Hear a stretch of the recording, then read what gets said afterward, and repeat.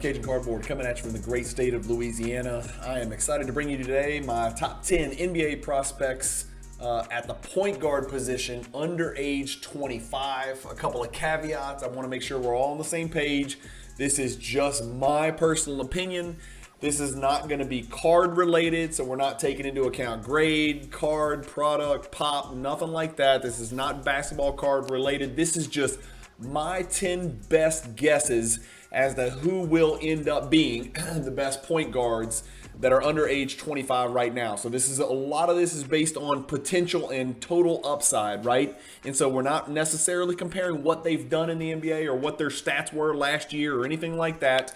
The criteria are they've got to be a point guard. They've got to play the point guard position. So we're going to eliminate a couple people because they're shooting guards or combo guards. They've got to be under age 25 right now. As of today is July 17th. So they might start this next NBA season at age 25. So don't get caught up on that.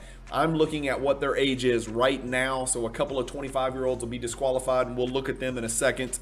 And they've got to have upside, right? And so you're going to have some guys in here who haven't quite accomplished the same thing as some people that I've left off the list. But again, this is based on what I think they can achieve if all their ducks, come in a row and everything comes to fruition and they progress at the rate that I think they're going to progress based on the team they're on now. But most of this is long-term, just based on the type of player that I think they can become, irrespective of who their current teammates are or their likelihood of winning, like, immediately, right? Some of these guys are going to be in great positions to win as early as next year. Some of these guys are going to be Sacramento, in Siberia, Houston, Detroit for a long time, where they're not going to have any title window for a very long time. But some of these guys are right there on the cusp.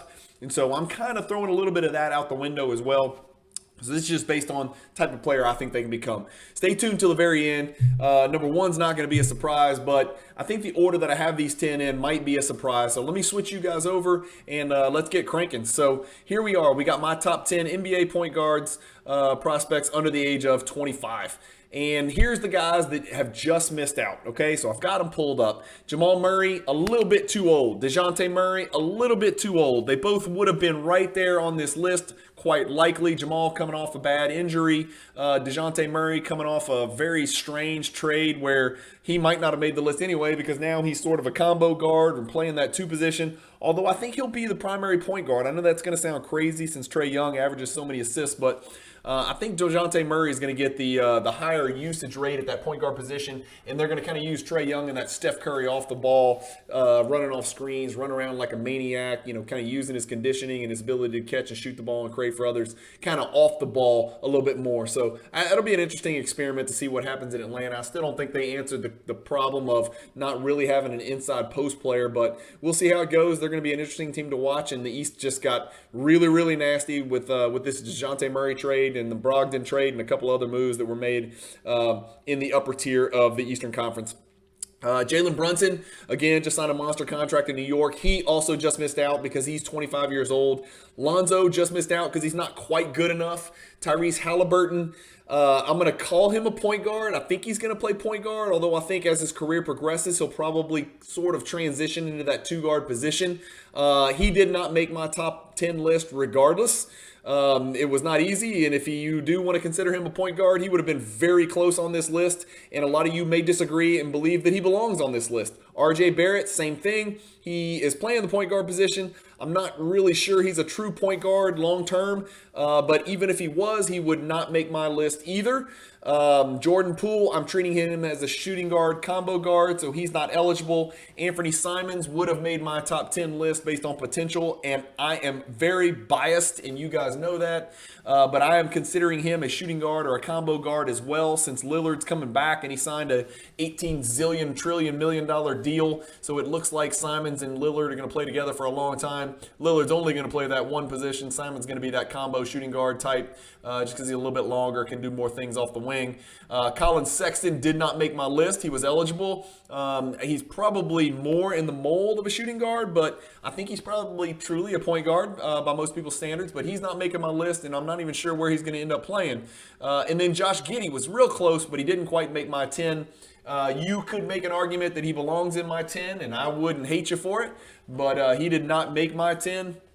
even though he had an incredible rookie season, and he's on a really fun team to watch, one of my top league pass teams to watch, just because they have so many fascinating prospects at all positions. And he had a fantastic summer league, and then finally they shut him down because he was just a man amongst boys in summer league. And then 3 more guards that did not make it just because they weren't good enough: Cole Anthony, Jalen Suggs, and Emmanuel Quickly. So those are the guys that just missed out. Let's keep rolling. Okay, number 10 on my list is SGA, Shai Gilgeous-Alexander. Again, I don't have any rhyme or reason. You'll see I've put some of the rookie cards up here. I just kind of pulled some cards off to make the slideshow look more interesting. But you can see his Silver Prism rookie card on here. Again, we're not talking about particular cards. We're talking about the players themselves. Shai Gilgeous-Alexander with the Oklahoma City Thunder is 24 years old, so he just made it under the cut. He was drafted in 2018. He's 6'6", 180. Has had issues shooting the three-pointer.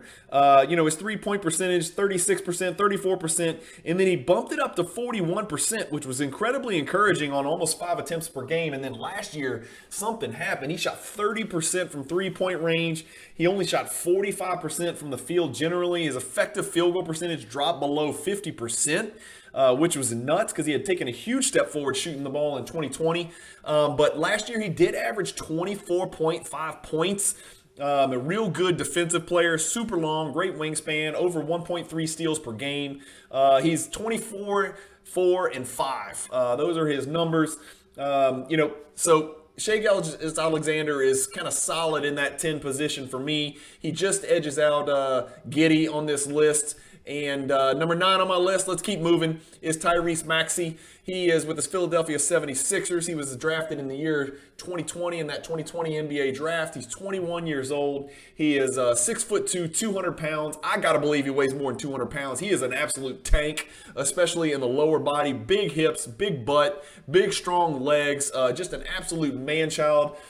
Despite the fact that he doesn't have like prototypical point guard size like a Shai Gilgeous-Alexander or 6'5", 6'6", Cade Cunningham, something like that, he is built like a tank and uses his body extremely well. He had a 16.2 PER last year, which is really impressive. And that was not quite as good as Shai Gilgeous-Alexander, and part of that was probably because of Shai Gilgeous-Alexander's defensive acumen. But last year, Tyrese Maxey took a massive step forward. He went from averaging 8 points per game his rookie year to being the man and part of a big three in Philadelphia. He averaged 17.5 points, 3 rebounds, and 4.3 assists. He's shooting the 3 ball significantly better than his rookie season and way better than anybody thought he would. Like, the big knock on him coming out of the University of Kentucky was, will he develop into a proficient 3-point shooter? Well, he shut everybody up last year. He shot 42.7% from the 3-point line, 48% overall from the field, and his effective field goal percentage was over 55% and 86.6% from the free throw line. Tyrese Maxey has great things ahead of him. He's in a great win now situation. That team is looking to do some things. It's going to be interesting to see how he and Embiid and Harden and those guys gel together, and if they can put a nice group around them to make a run in the East. The East is loaded. I mean, you got issues with the Bucks, the Celtics. I mean, I'm not even going to list it out. You guys know there's so many teams in the East that can come out of there next year, just like there was this year. The Celtics didn't exactly get any worse by picking up an absolute superstar in Malcolm Brogdon either. So number 8 on my list is one of my favorites. I am very biased here. Anytime I'm biased, I'm going to tell you I've got a bazillion De'Aaron Fox cards. You're looking at his optic holo card pictured here, which I do have a couple of as well. But he's with the Sacramento Kings. I know you probably never heard of them. They are an NBA team, and they go back and forth from G League to the NBA. They're hoping to be part of the real NBA one day and actually mean something and matter and make a playoffs. But Sabonis coming over helps. Drafting Keegan Murray helps. Both of those things are going to really free up De'Aaron Fox to become the point guard and the distributor that he can be. He is 24 years old, so we made it just under the cut of 25. He's 2017 draftee. He was actually born in New Orleans, Louisiana. Yes, that's right, the great state of Louisiana. But he went to University of Kentucky just like Tyrese Maxey, just like Shai Gilgeous-Alexander for that matter. So let that sink in of how many stud point guards John Calipari has put together and recruited to the University of Kentucky. He's 6'3", 185, so he's exactly my height and weight, which is, again, makes me even more biased. But De'Aaron Fox has long been one of my favorites. He took a little bit of a step back, I think, last year. He averaged 25.2 in 2020, and I think he should have made the All-Star team, but they gave that spot, that injury, that spot that opened, they gave it to C.J. McCollum. I thought De'Aaron Fox deserved it, even though his team sucked. He averaged 25.2 in 2020. He did take a little step back, averaged 23.2 last year, but about 4 rebounds and about 5.6 assists. So his assist numbers were down. His scoring was a little down. His effective field goal percentage was down. And he really took a nosedive and shot under 30% from three-point range. He has got to address that. He has got to be a 35% three-point shooter, 34, 35, 36% three-point shooter, because he is absolutely lightning quick with the ball. He's shifty. He is a left-handed player. He really can get to the rim whenever he wants if he can get defenders to close out all the way to him. But right now, he does not have that respect as far as his three-point shooting ability, so he's not getting to the rim as proficiently as he should. If he can get there, he's a 26, 27 points per game type score-first point guard, in my opinion. But right now, guys are gapping him and they're giving him space and they're daring him to shoot the three ball, and right now he just can't do it.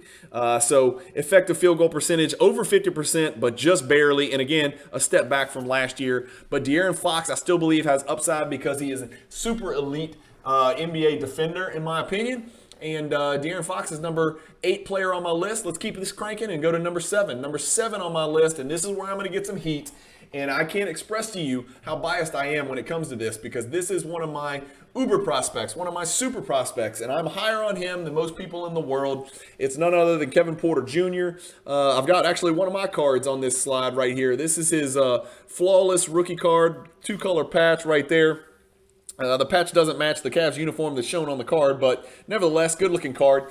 Kevin Porter Jr. is obviously with the Houston Rockets, another really must-see league pass team. He was born in Seattle, Washington, born and raised, so he's following in a great long line of great Seattle, Washington point guards that have come out of there. Well, we thought Markelle Fultz was going to be in that long line as well, but we think of Jamal Crawford and some other elite ball handlers that have come out of the Seattle, Washington area, Brandon Roy, etc. But Kevin Porter still a very young age of 22. He was drafted in the year 2019. Not the most efficient player yet. And again, remember, this list is based on what I perceive to be their highest upside.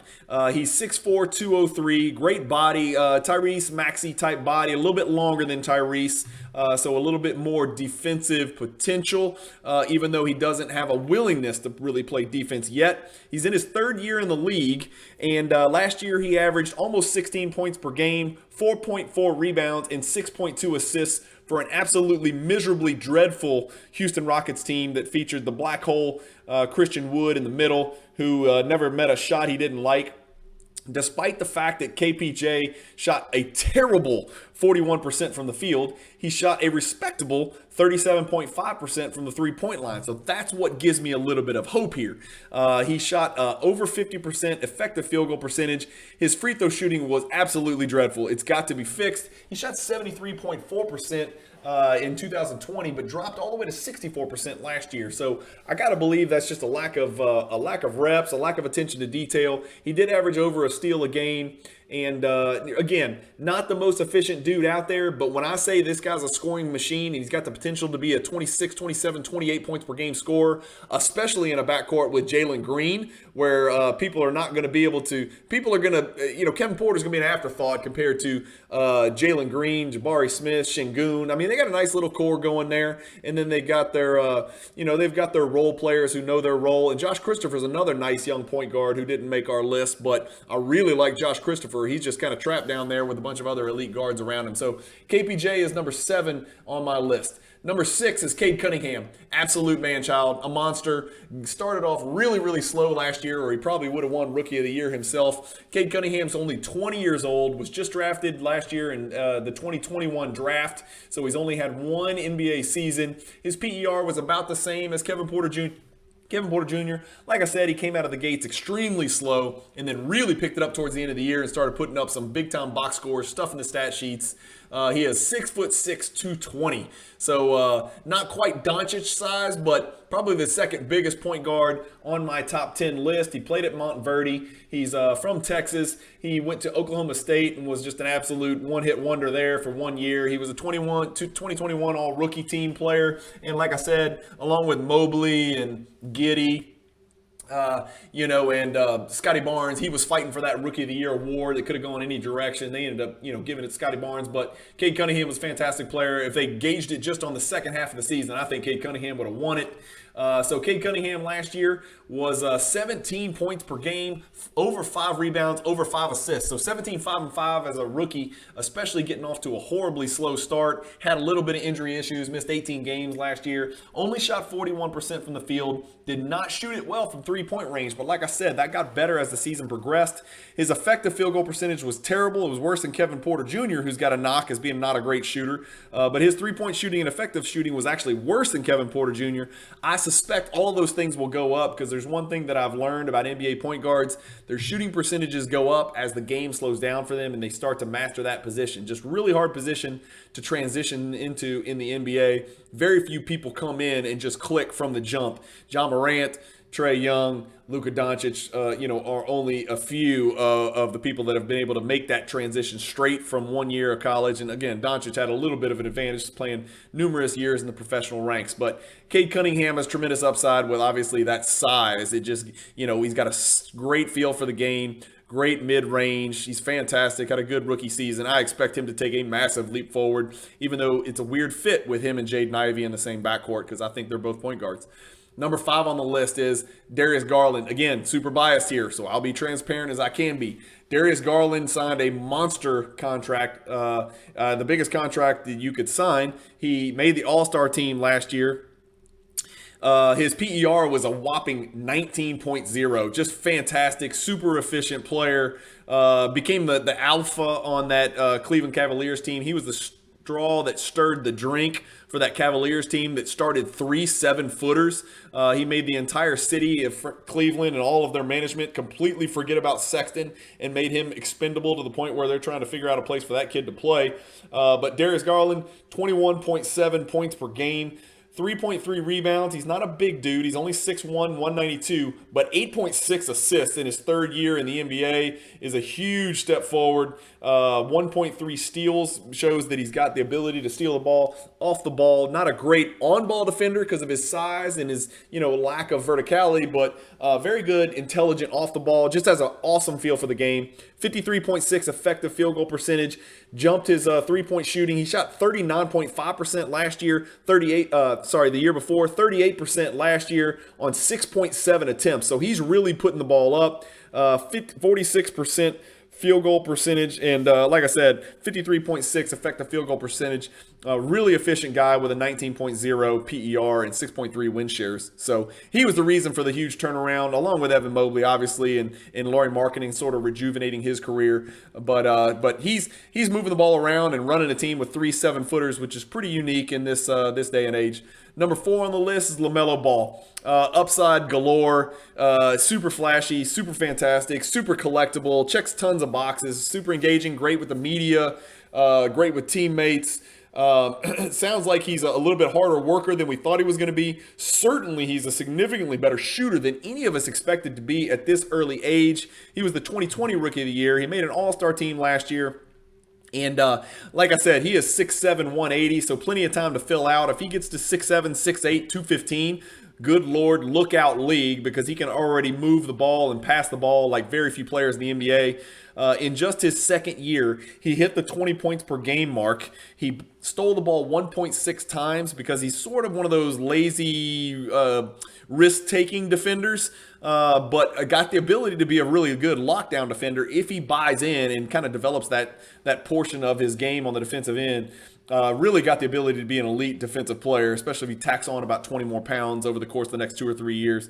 But 20.1 points per game, 6.7 rebounds per game with that size, and 7.6 assists per game. Just huge numbers, 27 and 7 basically. 51% effective field goal percentage, and this is where he shocked everybody. He jumped his three-point shooting on a whopping 7.5 attempts per game, which is a huge-ass number, to 38.9%. So just under 40% three-point shooting. And that is really impressive. And like I said, he made his first All-Star team, and it certainly won't be his last. And so he's my number 4 prospect at the point guard position under the age of 25 in the NBA. Number 3 is Trae Young. And this is where there might be some controversy. I guess some people could argue about Lamelo and Cade and whatnot, and maybe Trae Young should be on the number 2 spot, but I've got Trae Young at the number 3 spot. I've got his gold prism card on the screen, but again, we're not talking about cards. We're just talking about these guys as players, as prospects, based on their ultimate upside. Trae Young's already made 2 All-Star teams. He had an insane 25.4 PER and 10.0 win shares last year, despite the fact that the Hawks kind of took a little step backwards.